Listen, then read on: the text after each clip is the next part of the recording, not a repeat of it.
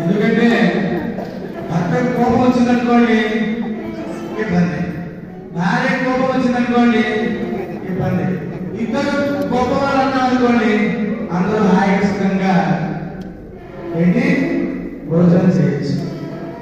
సరే, ఇక మనం ప్రారంభం చేద్దామా? ఓం భగవన్నారాయణ భగవాన్ స్వరూప గుణవిభవైశ్వర్య శివాజ్ఞానవదయాదయ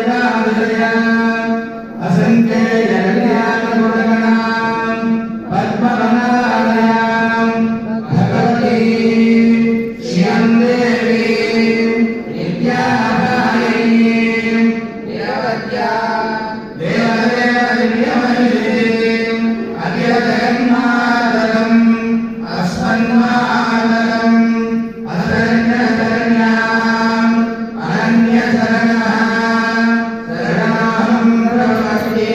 గోపీ వస్త్రాపహారకాయ నమః. జలక్రీడ సమాసత్తా గోపీ వస్త్రాపహారకాయ నమః. గోవింద గోవింద.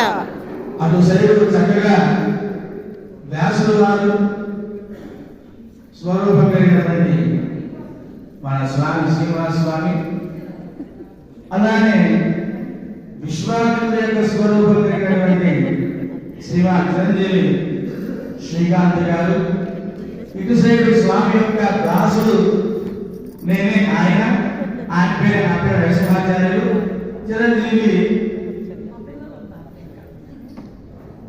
లక్ష్మణాచార్య గారు ఇక్కడ అమ్మవారి స్వామివారి సైడ్, ఇక్కడ మేము, అక్కడ వారిద్దరూ కూడా అమ్మవారి యొక్క వైభవం గురించి వాళ్ళు మరికొద్ది క్షణాల్లో తొందరగా లేట్ చేయకుండా స్టార్ట్ చేస్తారు. వారు చేసుకున్న తర్వాత మనం మధ్యలో వాళ్ళ